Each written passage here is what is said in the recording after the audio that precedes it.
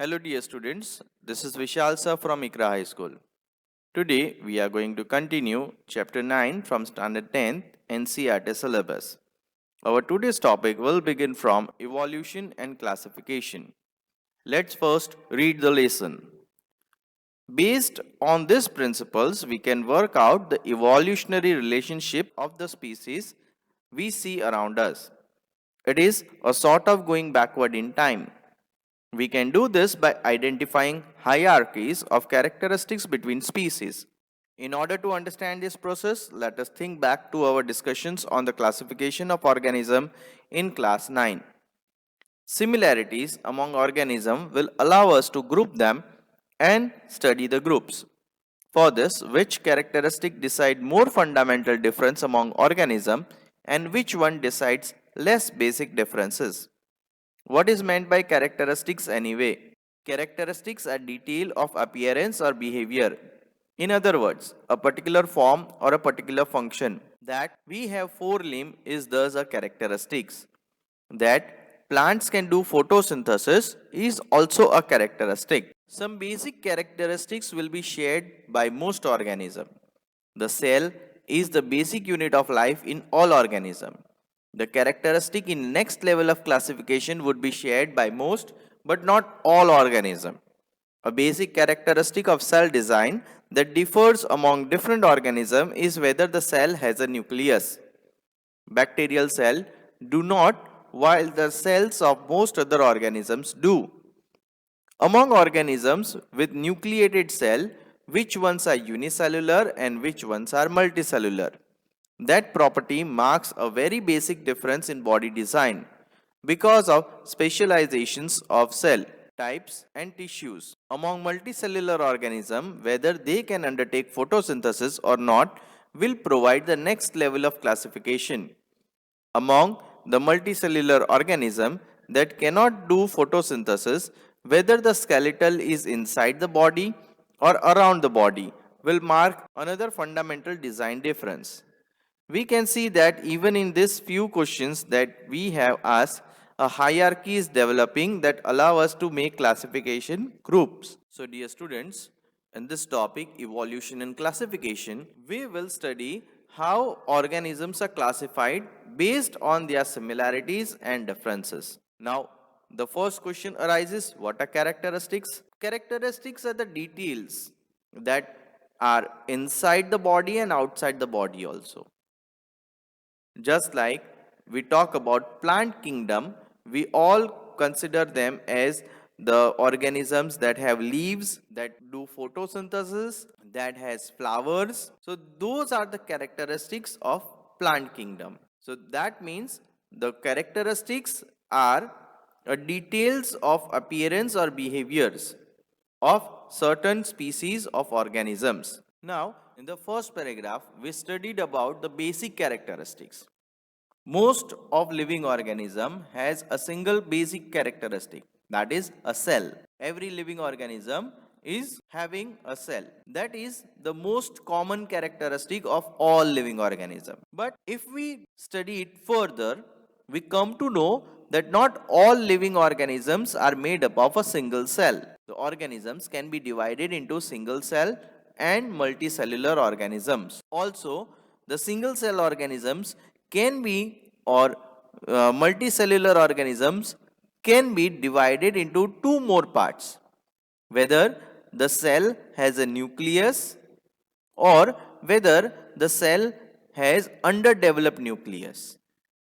The underdeveloped nucleus will be called prokaryotic cell, while the well-developed cell will be called eukaryotic cell.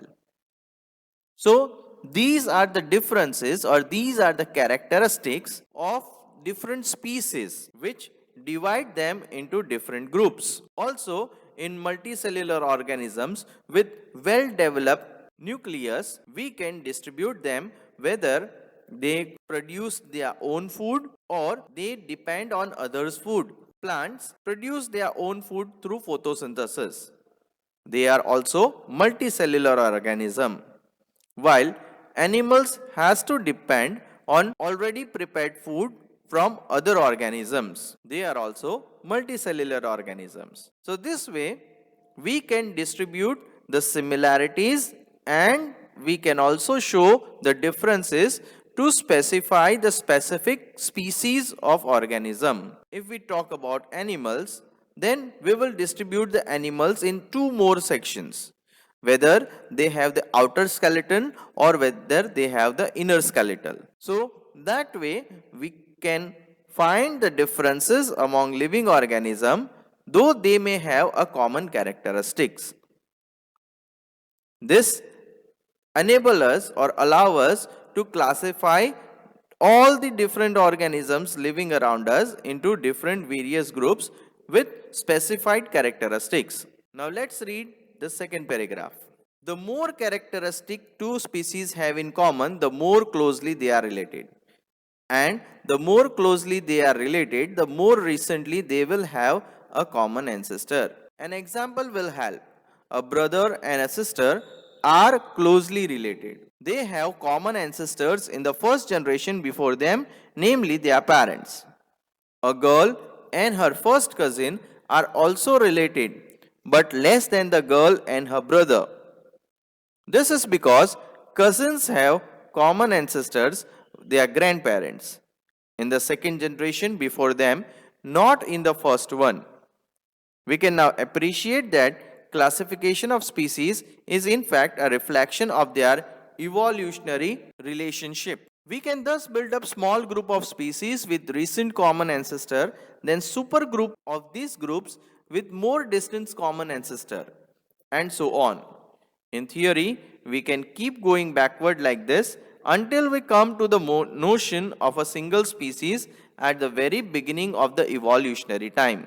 If that is the case, then at some point in the history of the earth, non-living material must have given rise to life. There are many theories about how this might have happened. It would be interesting to come up with theories of our own. So dear students, in this topic, we studied about characteristics that shows us the differences and similarity among two individuals. Like we read that there are basic characteristics that shared by most of the organisms, like cell.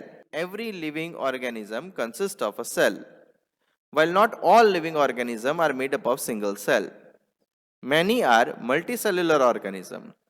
Also, in single cell, we may find prokaryotic and eukaryotic organism. All these characteristics enable us to classify organism in various groups. We also read that more common characteristic, the more closely related organisms are, or they may have a common ancestor.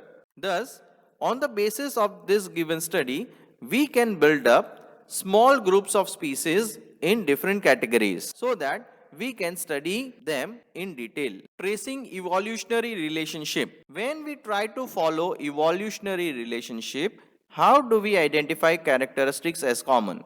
These characteristics in different organisms would be similar because they are inherited from a common ancestor. As an example, consider the fact that mammals have 4 limbs, as do birds, reptiles, and amphibians.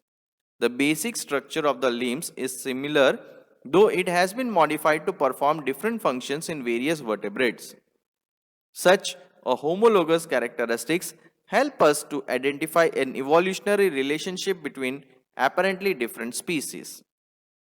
However, all similarities simply in organ shape are not necessarily because of common ancestry. What would we think about the wings of birds and bats? Birds and bats have wings, but squirrels and lizards do not.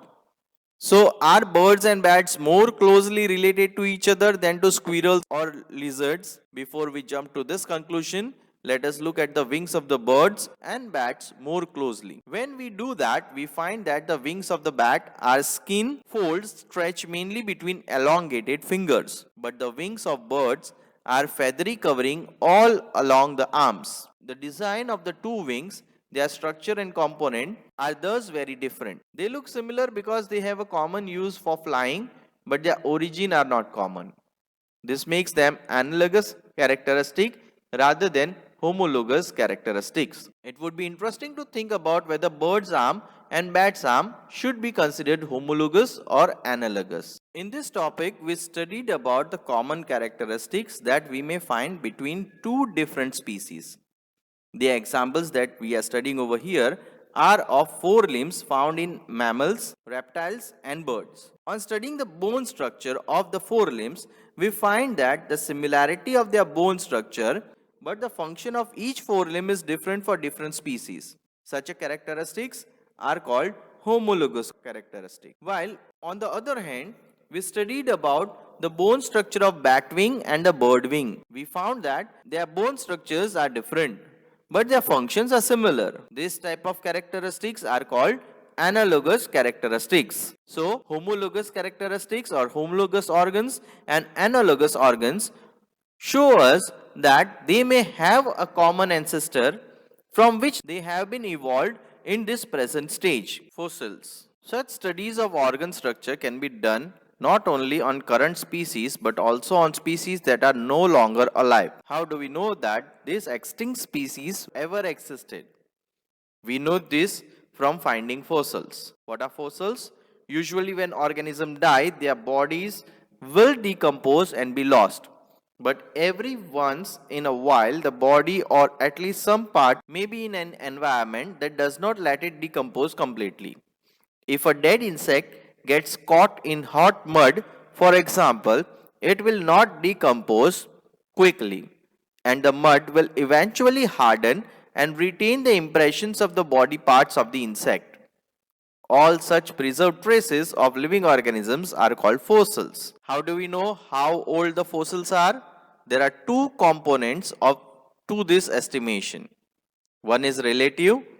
If we dig into the earth and start finding fossil, it is reasonable to suppose that fossils we find closer to the surface are more recent than the fossils we find in deeper layers. The second way of dating fossil is by detecting the ratio of different isotopes of the same element in the fossil material. It would be interesting to find out exactly how this method works. So dear children, if we want to consider any ancestral organism with the present one, we need to find something of that ancestral organism that can be found out through fossils, as a fossil is a preserved remain or impression or trace of any once living thing from a past of geological age. Their examples of fossils may include bones, shells, exoskeletals, stone imprints of animals or microbes, objects that may be preserved in some stone like amber, hair, petrified wood, oil, coal, DNA, anything, but that should be found from the environment, which we can compare with the present species, so that we can find whether the present species is some evolution species of the found fossil or not. Now there are two ways to detect the age of the fossil. The first is to start digging, and whatever you get on the first layer of digging should be said that it may be the recent fossil, not the old fossil. The oldest fossil would be buried deep down under the earth, while the other method is dating fossil by detecting the ratio of different isotopes. Carbon dating method is one of the methods used to detect the real age of any fossil. Evolution by stages. A question that arises here is, if complicated organs such as eyes are selected for the advantage they provide, how can they be generated by single DNA change? Surely, such complex organs will be created bit by bit over generation. But how can each intermediate changes be selected for? There are a number of possible explanations. Even an immediate stage such as rudimentary eye can be useful to some extent. This might be enough to give a fitness advantage. In fact, the eye, like the wing, seem to be very popular adaptation. Insects have them, so does an octopus, and so do vertebrates. And the structure of the eye in each of these organisms is different, enough for them to have separate evolutionary origin. So, in this topic, we will study about how different organs or different parts of the body came into existence.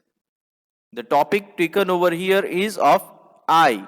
If you see the diagram, the platform, what we call planaria, has two simple structures like eye. But they are just eye spots, they are not eye. They only detect the light, but they cannot see everything just like we do. So this gives us an idea that the eye may have evolved at a very slow evolutionary stages, and they must have developed at this stage after many evolutionary stages. Also, a change that is useful for one property to start with can become useful later for quite a different functions.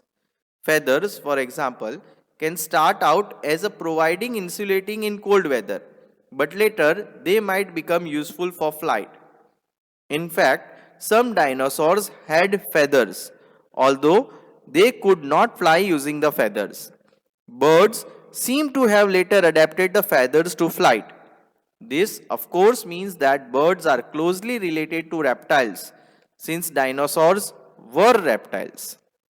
It is all very well to say that very dissimilar looking structure evolved from common ancestral design. It is true that analysis of the organ structure in fossil allow us to make estimates of how far back evolutionary relationships go. But those are guesses about what happened in the history. Are there any current example of such a process? The wild cabbage plant is a good example. Humans have over more than 2000 years cultivated wild cabbage as a food plant and generated different vegetables from it by selection. This is, of course, artificial selection rather than natural selection. So some farmers have wanted to select for very short distance between leaves and have breed the cabbage we eat. Some have wanted to select for arrested flower development and have bred broccoli, or for sterile flower and have made the cauliflower. Some have selected for swollen parts and come up with kohlrabi. Some have simply looked for slightly larger leaves and come up with the leafy vegetable called kale. Would we have thought that all this structure have descended from same ancestor if we had not done it ourselves? So dear students, evolution of stages explains us about how ancestral species evolved to new species with totally different body structure and different functional organs. Eyes is said that it is a complex organ which may have evolved from a single DNA but at intermediate stages. As we have observed that different organisms have eyes but with different form factors. The same can be said about feathers. As the fossils were found of reptiles with feathers, we can associate birds with reptiles. Maybe at the initial stages, feathers were found in fossils of dinosaur, which suggests that they may had feathers as an insulation against cold temperature, and eventually they may have adapted flight due to the feathers they had, thus creating a situation that birds might have evolved through dinosaurs. It seems strange to know that ancestors were with different body design evolved to a new species of totally different body design and living pattern. Thus we can consider that evolution might have taken place at many stages and at a long duration of time. Evolution should not be equated with progress. In an exercise of tracing family tree of species, we need to remember certain things. Firstly, there are multiple branches possible at each and every stage of this process. So it is not as one species is eliminated to give rise to new one. A new species has emerged, but that does not necessarily mean, like the beetle example we have been thinking about, that the old species will disappear. It will all depend on the environment. Also, it is not as if the newly generated species are in any way better than the older one.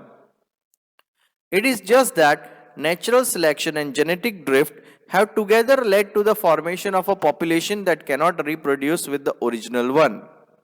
So, for example, it is not true that human beings have evolved from chimpanzees. Rather, both human beings and chimpanzees have a common ancestor a long time ago. That common ancestor is likely to have been neither human nor chimpanzee.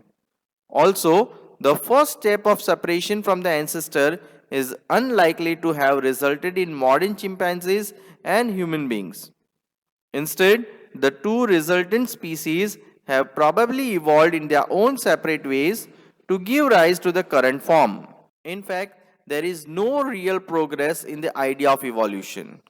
Evolution is simply the generation of diversity and the shaping of the diversity by environmental selection. The only progressive trend in evolution seems to be that more and more complex body design have emerged over time. However, again, it is not as if the older design are inefficient, so many of the older and simpler design will still survive. In fact, one of the simplest form bacteria inhabit the most inhospitable habitats like hot spring, deep sea thermal vents, and the ice in Antarctica. In other words, human beings are not the pinnacle of evolution, but simply yet another species in teeming the spectrum of evolving life. So, dear children, this paragraph gives us a proper idea about how evolution does not mean that the elimination of the old generation while the existence of the new generation. The environmental factor only separates the two different species which may have a common ancestor, and thus evolution plays an important role in formation of new species. But it does not show that the old species were inefficient or should be eliminated due to their inefficiency. It does not show like this. Means the definition of evolution in a proper way, that evolution is just the emerging of new species from a common ancestor, but not the elimination of the ancestral species. The elimination of ancestral species maybe because of some environmental change, but not due to evolution. Human evolution, the same tool for tracing evolutionary relationship, excavating, time dating and studying fossil, as well as determining DNA sequence, have been used for studying human evolution. There is a great diversity of human forms and feature across the planet. So much so that for a long time, people used to talk about human races. Skin color used to be of the commonest way of identifying these so-called races. Some were called yellow, some black, white or brown. A major question debated for a long time was, have these apparent groups evolved differently? Over recent years, the evidence have become very clear. The answer is that there is no biological basis to the notion of human races. All human races are a single species. Not only that, regardless of where we have lived for the past few thousand years, we all come from Africa.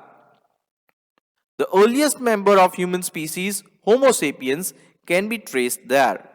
Our genetic footprints can be traced back to our African roots. A couple of 100,000 years ago, some of our ancestors left Africa while others stayed on. While the residents spread across Africa, the migrants slowly spread across the planet. From Africa to West Asia, then to Central Asia, Eurasia, South Asia, East Asia. They traveled down the island of Indonesia and Philippines to Australia, and they crossed the Bering Land Bridge to the Americas. They did not go in a single line, so they were not traveling for the sake of traveling, obviously.